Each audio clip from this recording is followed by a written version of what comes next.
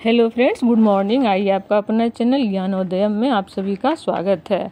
आज हम बात करने जा रहे हैं इतिहास के एक बहुत ही महत्वपूर्ण टॉपिक, जिसका नाम है कि महात्मा गांधी की स्वतंत्रता आंदोलन में क्या भूमिका थी। ये मेंस पॉइंट ऑफ व्यू से बहुत ही इंपॉर्टेंट टॉपिक है और हर साल अल्टरनेट करके गांधी जी से शॉर्ट या लॉन्ग क्वेश्चन पूछा ही जा रहा है। तो जो भी बीपीएससी की तैयारी कर रहे हैं या किसी भी अदर पीसीएस का या यूपीएससी के, तो आप लोग थोड़ा इसे ध्यान से सुनने का प्रयास करेंगे। और मेरा ऐसा मानना है कि यदि आपने इसे 3 से 4 बार ईयरफोन लगाकर या ब्लूटूथ के माध्यम से सुन लिया, तो आप कहीं भी कभी भी बैठे और लिखने का प्रयास करेंगे तो कम से कम 60% तो आप सुन करके लिख ही देंगे। तो आइए, आपका ज़्यादा समय नहीं लेते हुए मैं उत्तर प्रारूप को बताते हैं।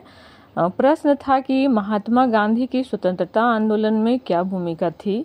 हमने इसे कोट से स्टार्ट किया कि दे दी हमें आज़ादी बिना खड़क बिना ढाल, साबरमती के संत तूने कर दिया कमाल। कवि प्रदीप की उपरोक्त पंक्तियां गांधी जी के लिए आज भी प्रासंगिक है। महात्मा गांधी राष्ट्रीय स्वतंत्रता संग्राम के मुख्य पुरोधा के रूप में जाने जाते हैं। उनके द्वारा प्रतिपादित सत्य अहिंसा का आधार न केवल भारतीय स्वतंत्रता संग्राम के लिए बल्कि वैश्विक जगत में नागरिक अधिकारों और अन्य राष्ट्रों के स्वतंत्रता आंदोलन के प्रेरणा स्रोत या मार्गदर्शक के रूप में रहा। ये छोटी सी भूमिका के बाद अब आप बताएं कि अंतर्राष्ट्रीय आंदोलन में की क्या भूमिका रहा। तो प्रथम विश्व युद्ध 1914 में इनका भूमिका, चंपारण सत्याग्रह 1917, खेड़ा और अहमदाबाद मिल आंदोलन 1918, खिलाफत आंदोलन 1919, रॉलेट एक्ट 1919, असहयोग आंदोलन 1920, सविनय अवज्ञा आंदोलन 1930 और भारत छोड़ो आंदोलन 1942। तो आइए एक एक करके इसे देखने का प्रयास करते हैं। तो पहला हमने लिखा था कि प्रथम विश्व युद्ध। तो गांधी जी को तत्कालीन वायसराय लॉर्ड चेम्सफोर्ड ने दिल्ली बुलाया। गांधी जी ने साम्राज्य का विश्वास जीतने के लिए लोगों को सेना में भर्ती करने हेतु सहमति व्यक्त की। हालांकि उन्होंने स्पष्ट तौर पर कहा कि वह व्यक्तिगत रूप से किसी को भी दोस्त या दुश्मन को ना तो मारेंगे और ना ही नुकसान करेंगे। इस प्रकार उन्होंने प्रथम विश्व युद्ध में अपनी भागीदारी सुनिश्चित की। उसके बाद हम आते हैं चंपारण सत्याग्रह की ओर। तो इसमें था कि यह मुख्य रूप से नील के किसानों की 3 कठिया प्रणाली का कारण था। मैंने इसे पॉइंट के रूप में लिखा है। आप सब भी चाहें तो पॉइंट के रूप में ही इसे डील करने का प्रयास करिएगा, क्योंकि इससे चीज़ें ज़्यादा इफेक्टिव दिखाई पड़ता है। तो पहला पॉइंट मैंने यह लिखा था कि मुख्य रूप से नील किसानों की 3 कठिया प्रणाली के कारण था, जहां किसानों को अपनी कुल भूमि के 3/20 भाग पर नील खेती हेतु मजबूर किया जाता था। गांधी जी ने मामले में हस्तक्षेप किया। अंततः सरकार ने एक जांच समिति बनाई, जिसमें गांधी जी को भी समिति का सदस्य बनाया गया। अंततः 3 कठिया प्रणाली को समाप्त किया गया तथा धन का केवल 25% मुआवजा दिया गया। इस तरह यह देश की धरती पर गांधी जी की पहली जीत थी, जिसने आने वाले आंदोलनों का दशा और दिशा बदल दी। दूसरा था कि अहमदाबाद मिल हड़ताल। 1918 में प्लेग बोनस की समाप्ति को लेकर अहमदाबाद मिल मालिकों और कपड़ा श्रमिकों के मध्य उत्पन्न हुआ विवाद था। अनुसुईया साराभाई के अनुरोध पर गांधी जी ने हस्तक्षेप और आमरण अनशन को आत्मपीड़ा, नैतिक दबाव व राजनीतिक हथियार का उपयोग करते हुए अंततः 35% वृद्धि के साथ मालिकों व श्रमिकों के बीच समझौता सफल कराने में सफल रहे। उसके बाद है खेड़ा आंदोलन। गुजरात के खेड़ा गांव में स्थानीय किसानों ने अधिकारियों से कर रद्द करने का अनुरोध किया, जब क्षेत्र बाढ़ से बुरी तरह प्रभावित हुआ था। गांधी जी ने एक हस्ताक्षर एकत्रीकरण अभियान चलाया, जिसमें किसानों ने करों का भुगतान न करने की कसम खाई। अंततः मामलातदारों व तलतदारों अर्थात अधिकारियों का सामाजिक बहिष्कार शुरू हुआ और 1918 में अकाल खत्म होने तक राजस्व कर का भुगतान करने की शर्तों को ढीला कर दिया गया। उसके बाद था कि लोगों में आत्मविश्वास जगाया।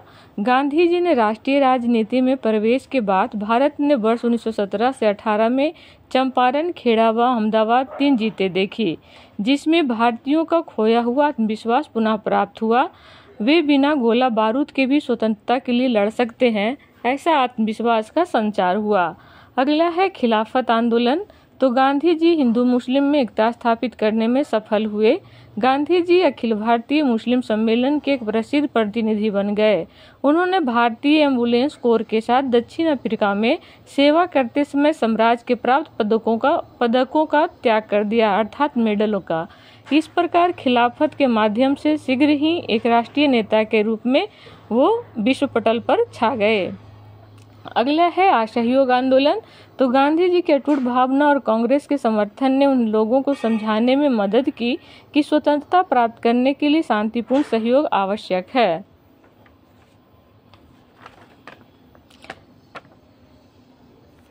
सहयोग आंदोलन जलियांवाला बाग नरसंहार के पूर्वाभास वाला दिन शुरू हुआ। स्वराज स्वशासन गांधी जी का घोषित उद्देश्य था, जो भारतीय स्वतंत्रता संग्राम के मार्गदर्शक सिद्धांत के रूप में विकसित हुआ। अब हम बात करते हैं नमक मार्च या दांडी यात्रा। गांधी जी का नमक मार्च या दांडी यात्रा स्वतंत्रता संग्राम के इतिहास में महत्वपूर्ण घटना मानी जाती है। गांधी जी ने 1928 में कलकत्ता कांग्रेस में अंग्रेजों को चेतावनी दी कि वो भारत को प्रभुत्व का दर्जा दे, अन्यथा देश स्वतंत्रता के लिए क्रांति में बदल जाएगा। सविनय अवज्ञा आंदोलन के माध्यम से गांधी जी जानते थे कि नमक समाज के हर वर्ग के लिए बहुत महत्वपूर्ण है, इस पर टैक्स उन पर प्रभाव डालता है। इस तरह गांधी जी आंदोलन को एक अलग दिशा देने में मदद की। अब इसका है लास्ट में कि भारत छोड़ो आंदोलन। तो 8 अगस्त 1942 को अखिल भारतीय कांग्रेस की बैठक मुंबई के ग्वालियर टैंक में हुई।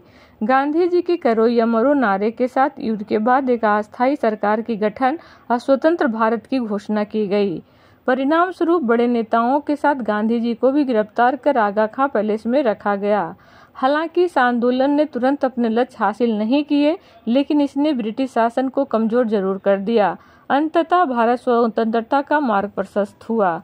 समग्रता कहा जा सकता है कि भारतीय स्वतंत्रता संग्राम में महात्मा गांधी का योगदान अतुलनीय था।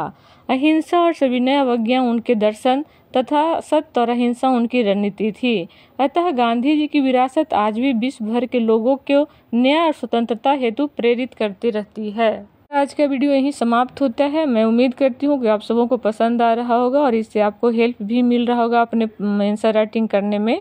बस आप लोग से एक छोटी सी रिक्वेस्ट है मेरी कि आप इसे सब्सक्राइब और शेयर जरूर करें, लाइक भी कर दें, क्योंकि आप लोग अभी तक ऐसा 1-2 लोग को छोड़कर कोई ऐसा कर नहीं रहे हैं। तो मैं सभी से ही उम्मीद करती हूँ कि आप लोग जितने लोग सुन रहे हैं कम से कम इसे सब्सक्राइब और शेयर जरूर करें।